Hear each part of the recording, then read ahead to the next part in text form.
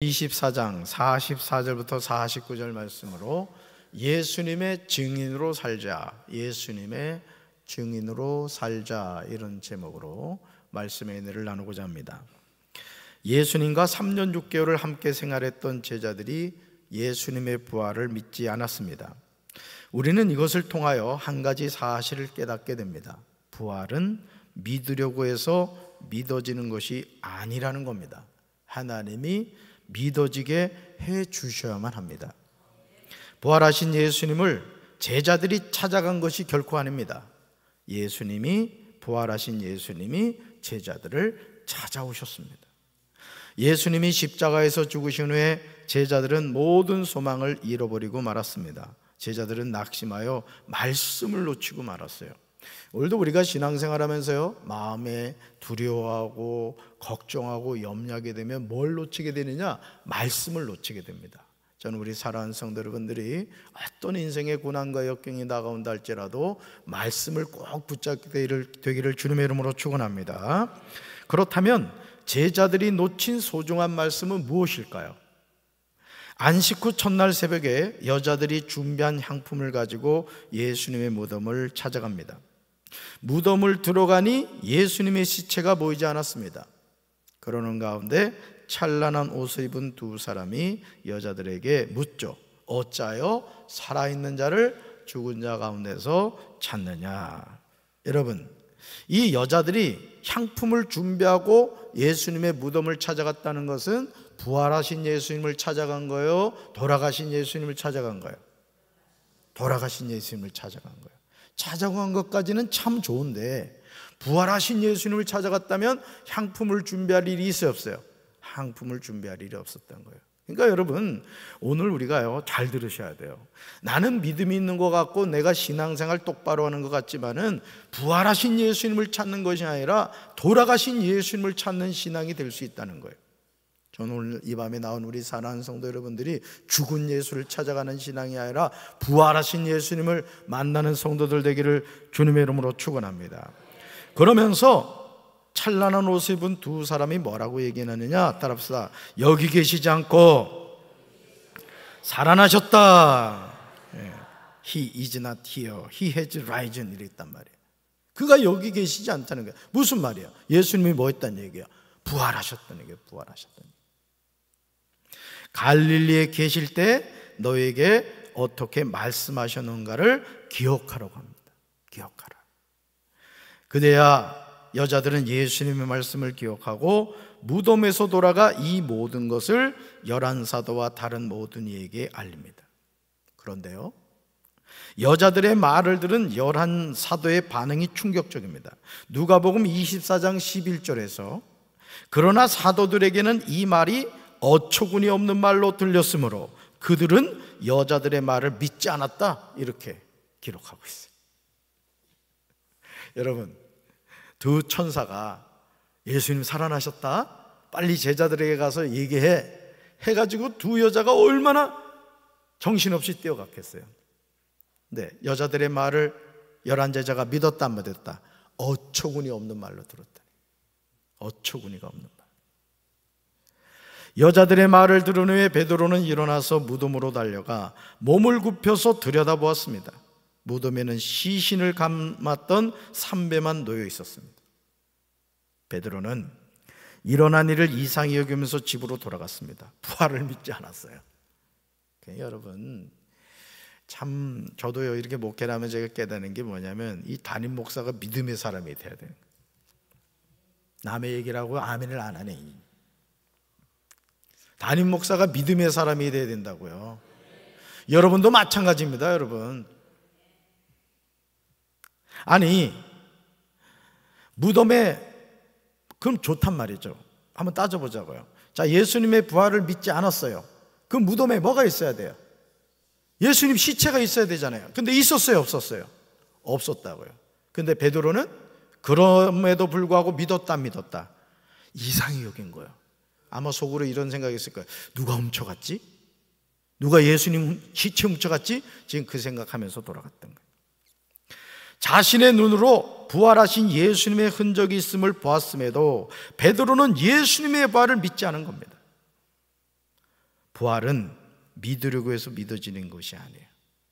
하나님이 예수님의 부활을 믿는 믿음을 주시고 믿어지게 해 주셔야 되는 거예요. 따라합시다. 부활은 하나님이 믿어지게 해 주셔야 합니다. 아멘이십니까? 그런데요, 예수님이 부활하신 바로 그날 누가복음 24장 9절에서 11사도와 다른 모든 이 가운데 제자인 두 사람이 예루살렘에서 약 11km 정도 떨어진 엠마오라는 마을로 내려가고 있었습니다. 이들은 예루살렘에서 있었던 모든 일에 관하여 이야기를 나누고 있었습니다. 야, 세상에 예수님이 그렇게 돌아가실 줄 누가 알았냐? 좀 심하지 않냐? 어떻게 예수님을 그렇게 죽이냐? 아니, 그리고 예수님은 왜 그렇게 매가리 없이 죽는 거야? 야, 실망이야 진짜. 막 그러면서 둘이 도론도론 얘기하면서 돌아가고 있었던 거예요. 엠마로 가던 두 제자가 서로 이야기하며 토론하고 있을 때 예수님이 가까이 가셔서 그들과 동행하셨습니다. 그러나 그들은요, 예수님을 보고도 알아보지 못했습니다. 두 제자는 부활하신 예수님을 전혀 알아보지 못한 거예요. 얼마나 충격적인 사실입니까? 부활하신 예수님이 누구하고 걷고 있어요? 두 제자와 같이 걸어가고 있다고요. 그런데 알아봤다 못 알아봤다? 못 알아봤다는 거예요. 엠마오로 가던 두 제자와 예수님이 동행하고 계셨지만 그들의 눈이 가려져서 부활하신 예수님인 줄을 알아보지 못하였습니다. 예수님이 너희가 길 가면서 서로 주고받고 하는 이야기가 무엇이냐 하고 물었을 때 두 사람이 슬픈 빛을 띠고 머물러 섭니다.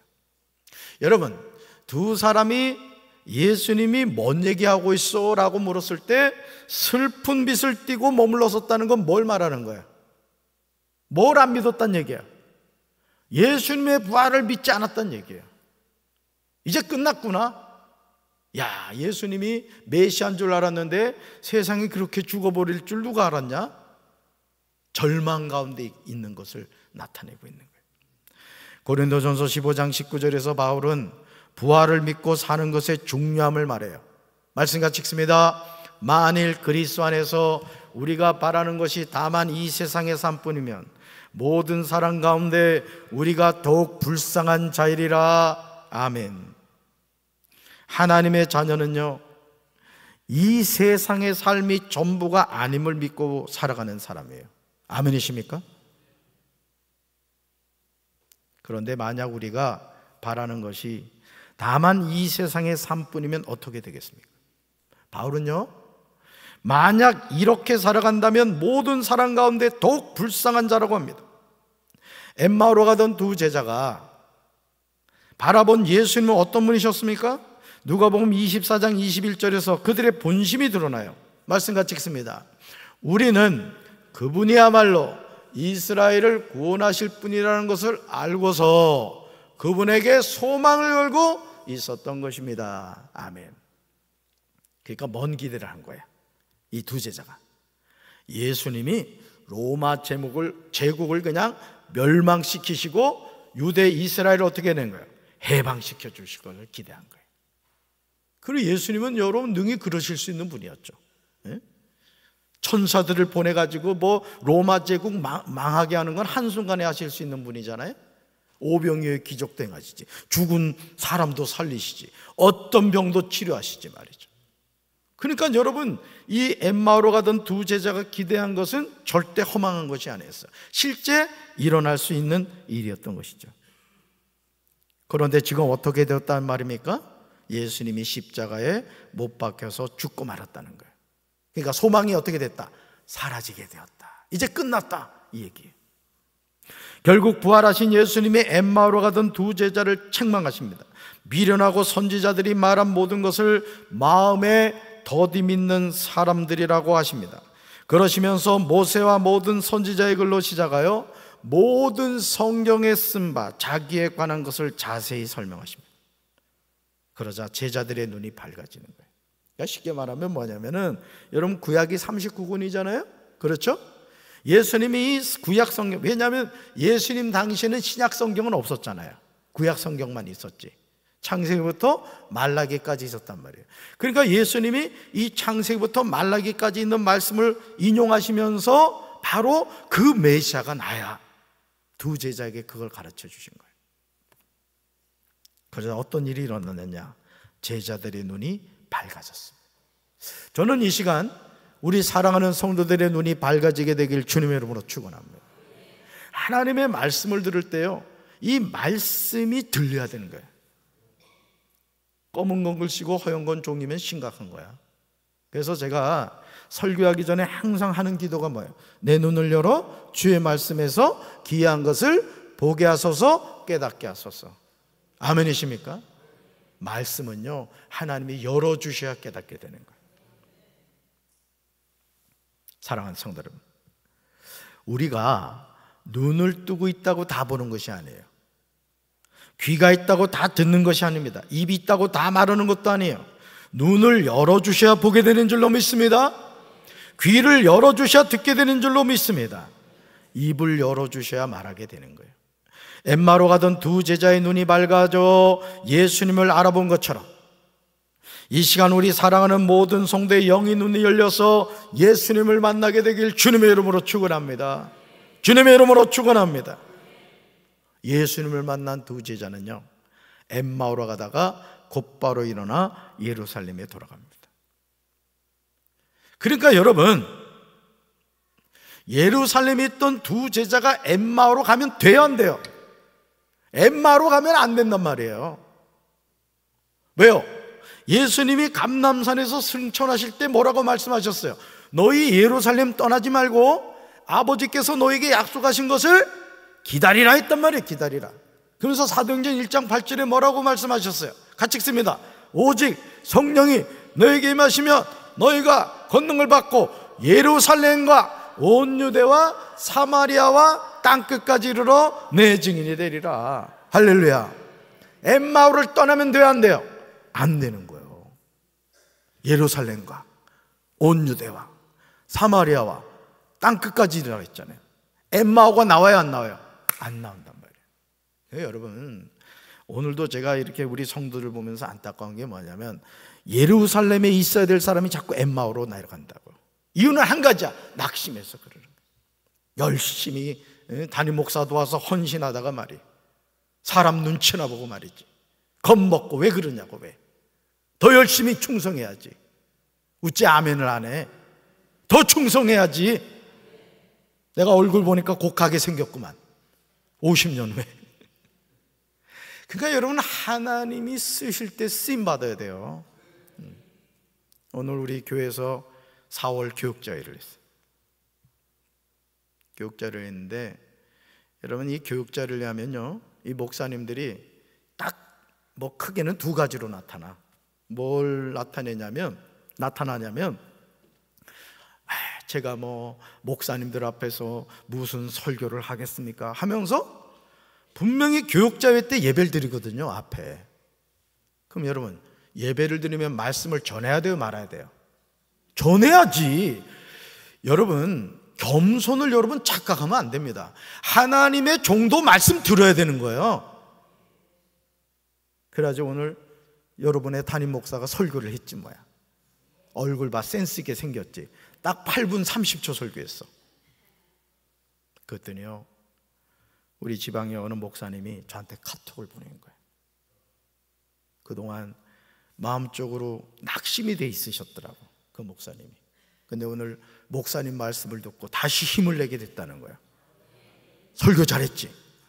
여러분, 목사가 목사 설교 듣고서 은혜 받는 건 이건 기적입니다. 여러분, 담임 목사가 이 수준이라고. 아니, 교육자회라도 말씀을 전하면 말씀을 전해야지. 난 그래가지고 엉뚱한 소리 하는 목사들 보면 이상하더라고. 그거 겸손 아니에요. 말씀을 전할 때 말씀을 전해야지. 목사도 말씀 들어야 되는 거예요. 할렐루야. 예수님을 만난 두 제자는요, 엠마오로 가다가 곧바로 일어나 어디로 돌아갔다? 예루살렘으로 돌아갔어요. 예루살렘에 도착해서 11제자와 그들과 함께한 자들이 모여 있었어요. 근데 이게 웬일이죠? 그곳에 모인 모두가 예수님이 확실히 살아나시고 시몬에게 나타나셨다고 말하고 있었습니다. 두 제자도 엠마오로 가던 길에서 된 일과 예수님이 떡을 떼심으로 자기들에게 알려주신 것을 말합니다. 그러는 가운데 부활하신 예수님이 친히 그들 가운데 서서 말씀하시는 거예요. 읽습니다. 너에게 평강이 있을지어다. 아멘. 여기도 보세요. 엠마오로 가던 두 제자도 누굴 만났어요? 부활하신 예수님 만났죠. 예루살렘에 있었던 11제자도 누구 만났어요? 부활하신 예수님 만났단 말이에요. 그럼 어떻게 돼? 그 예수님을 전해야 되잖아요. 근데도 두려워하고 있는 거예요. 11제자와 그들과 함께한 자들이 어떤 반응을 보여야 하겠습니까? 부활하신 예수님을 기쁨으로 맞이하면서 하나님께 영광을 돌려야 할 것입니다. 그러나 누가복음 24장 37절에서 우리는 전혀 뜻밖의 모습을 보게 돼요. 말씀같이 읽습니다. 그들은 놀라고 무서움에 사로잡혀서 유령을 보고 있는 줄로 생각하였다. 아멘. 놀라고 무서움에 사로잡혔대요. 사랑하는 성도 여러분, 부활하신 예수님이 찾아오셨는데 지금 사람들의 반응이 이상하지 않아요? 그들은 뭐 했다? 놀랐습니다. 그들은 무서움에 사로잡혔습니다. 심지어 자신들이 유령을 보고 있는 줄로 생각했어요. 우리의 심령의 문이 닫히면요, 부활하신 예수님을 보아도 유령을 보고 있는 것으로 생각하게 된다는 거예요. 그러니까 여러분, 오늘 우리가 예수 믿는다고 하죠. 믿음이 대단한 것 같죠? 아니에요. 저 자신을 봐도요, 믿음 없어요. 그러니까 하나님의 은혜 가운데 있지 않잖아요? 엎어지는 거야. 목사니라 감독회장을 해도 하나님을 의지하지 않으면 한 방에 가는 거야. 한 방에. 겸손합시다. 주 안에 거합시다. 주님 손 붙잡아야 돼. 주님 손. 예수님이 그들에게 말씀하십니다. 같이 읽습니다. 왜 무서워하느냐? 왜 너희 마음에 의심이 생기느냐? 내 손과 발을 보아라. 바로 나다. 나를 만져보아라. 유령은 살과 뼈가 없다. 그러나 나는 너희가 보는 것처럼 살과 뼈를 가지고 있다. 여러분, 예수님이 하시는 말씀 보세요. 유령이라고 하니까 뭐라고 설명하세요? 유령은 뭐하고 뭐가 없다? 살과 뼈가 없대요. 근데 나는요, 살과 뼈를 가지고 있다는 거예요. 얼마나 답답하셨으면 이런 말씀을 하셨겠습니까? 이것이 불신앙이 맺는 열매입니다. 이 말씀을 하시고 손과 발을 보여주십니다. 그들은 너무 기뻐서 아직도 믿지 못하고 놀라워하고 있는데 예수님이 그들에게 이렇게 말씀하세요. 여기에 무슨 먹을 것이 있느냐 말씀하십니다. 그러자 구운 생선 한 토막을 드리니 받으사 그 앞에서 드십니다. 여러분, 예수님이 배가 고파서 그랬을까요? 왜 예수님이 먹을 것을 드셨을까요? 제자들의 눈높이를 맞춰주신 거예요. 정말 예수님이라는 걸 못 믿으니까 먹을 거 가져오라고 해서 그 앞에서 직접 먹으셨던 거예요. 여러분, 예수님은요, 부활하신 예수님은 안 드셔도 배 안 고프다고. 여러분, 지금이야 무엇을 먹을까, 무엇을 마실까, 무엇을 입을까 걱정하지, 천국 가면은 그 걱정 안 해도 돼. 안 먹어도 배 안 고프다고. 안 믿어져요? 빨리 죽어볼까요? 그냥 하나님 찬양하고 예배하면서 생명나무 과실 먹으면 되는 거야. 그냥. 천국 가면 너무 좋아. 빨리 가고 싶지. 오늘 이 밤에 다 갈까요, 우리? 얼마나 대책이 없는 제자들의 모습입니까? 예수님이 십자가의 죽음 후에 사흘 만에 다시 살아나신다는 사실을 강조해서 전하셨음에도 예수님의 부활을 믿지 않았어요. 부활하신 예수님이 찾아오셨는데 유령을 보고 있다고 생각합니다. 그런데도 부활하신 예수님은 제자들에게 말씀하십니다. 같이 읽습니다. 내가 전에 너희와 함께 있을 때에 너에게 한 말이 이것이다. 모세법과 예언서와 시편의 나에 관해 쓰여진 모든 것들이 반드시 이루어져야 한다고 말했다. 아멘. 모세법이 뭐예요? 모세오경, 창세기, 출애굽기, 레위기, 민수기, 신명기. 예언서 알죠? 이사야, 예레미야가 많잖아요. 또요, 시편, 그게 누구에 대해서 쓰여졌다? 예수님에 대해서 쓰여졌다는 거예요. 사랑하는 성도 여러분, 예수님이 자신에 관하여 기록된 말씀이 무엇인지 근거로 두는 성경이 무엇입니까? 모세의 율법과 선지자의 글과 시편입니다. 예수님은 모세의 율법과 예언서와 시편에 나를 두고 기록한 모든 일이 반드시 이루어져야 한다고 말씀하십니다. 그러시면서 엠마오로 가던 두 제자에게 모세와 모든 선지자에서부터 시작하여 성경 전체에서 자기에 관하여 써놓은 일을 그들에게 설명하셨습니다. 두 제자와 함께 음식을 잡수실 때 떡을 가지사 축사하시고 떼어 그들에게 주시자 두 제자의 눈이 밝아져 예수님을 알아보게 된 거예요. 두 제자에게 성경을 풀어주실 때 그들의 속에 마음이 뜨겁게 해주신 것처럼 유대인들이 두려워서 자신들이 있는 집에 문을 닫고 숨어 지내고 있는 11 제자와 그들과 함께한 자들의 마음을 열어 성경을 깨닫게 해주신 거예요. 저는 이 시간 이 은혜가 여러분에게 함께하기를 주님의 이름으로 축원합니다. 담임 목사가 강단에서 말씀을 풀어 전할 때마다 여러분의 가슴이 뜨거워지게 되길 바라요. 그런 은혜가 있어야 돼요. 그런 은혜가. 그런데요, 그 결론이 누가복음 24장 26절에서 두 제자에게 설명한 내용과 누가복음 24장 46절부터 48절의 내용이 같은 것을 보게 돼요. 말씀 같이 읽습니다. 또 이르시되 이같이 그리스도가 고난을 받고 제3일에 죽은 자 가운데서 살아날 것과 또 그의 이름으로 죄사함을 받게 하는 회개가 예루살렘에서 시작하여 모든 족속에게 전파될 것이 기록되었으니 너희는 이 모든 일의 증인이라. 아멘. 이게 무슨 말씀이에요? 사도행전 1장 8절 말씀이죠. 오직 성령이 너희에게 마시면 너희가 권능을 받고 예루살렘과 온 유대와 사마리아 땅끝까지 이르러 내 증인이 되리라. 누구 증인? 예수님의 증인 되는 거예요. 할렐루야.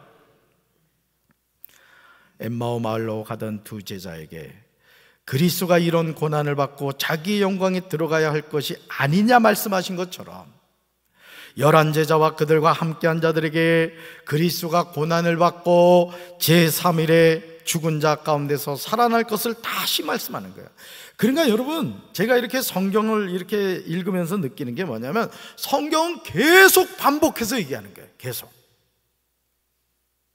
구약 성경이 뭐라 그랬어요? 구약 성경이 너는 죄인이다. 내가 너희를 구원할 메시아 보내줄게. 이게 구약 성경. 오실 메시아, 쉽게 말하면. 신약 성경 뭐라고 했어요? 오신 메시아, 다시 오실 메시아. 그게 성경의 결론이란 말이에요. 그러니까 여러분, 창세기부터 말라기는 오실 메시아에 대한 예언의 말씀인 거예요. 주인공은 누구? 예수님. 따라서 성경의 주인공은 예수님이십니다. 아멘이십니까? 11 제자와 그들과 함께한 자들에게 그리스도가 고난을 받고 제3일에 죽은 자 가운데서 살아날 것을 다시 말씀하시고요, 예수 그리스도 이름으로 죄사함을 받는 회개가 어디서 시작하여?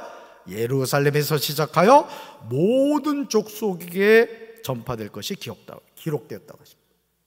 그러니까 성경은요, 똑같은 얘기를 다르게 표현하고 있는 거예요. 다르게. 예수님과 동행하고 있으나 예수님을 알아보지 못하는 글로바와 다른 제자의 모습이 바로 저와 여러분의 모습이 아닙니까? 미련하고 선지자들이 말한 모든 것을 마음에 더디 믿는 자가 바로 저와 여러분의 모습이 아니에요? 이제 우리의 눈이 밝아져 부활하신 예수님을 알아봐야 될 줄로 믿습니다. 우리 속에 마음이 뜨거워져야 될 줄로 믿습니다. 뜨뜨미지근해가지고 말이에요. 계시록에도 나오잖아요. 뜨거우려면 뜨겁고 차가우려면 차가우면 거예요. 미지근한 것을 하나님이 뱉어버리겠다 해서 뱉어버려요. 눈 똑바로 떠봐요. 눈 온열 저 동태눈처럼 흐물이 이러지 말고. 할렐루야. 우리 마음이 뜨거워져야 돼요. 예수 믿으려면요 똑 부러지게 믿어야 돼. 똑 부러지게. 아멘. 나는 우리 성도들이 그렇게 신앙생활하길 바래. 그냥 이게 믿는지 안 믿는지 그냥 안 믿는 사람하고 와가지고 술 먹고 담배 피고 가지. 같이 고수도 치는 성도도 있다는 내가 정보를 입수했는데 벼락 맞아. 예수 믿는 사람이 어떻게 고수도 칩니까? 오른손 들어봐. 오른손. 아유 들어봐 빨리. 나는 이제부터 화투를 만지지 않겠습니다. 화투 만지면 이 손을 딱 잘라버리겠습니다. 내려요. 하기만 해봐라 그냥.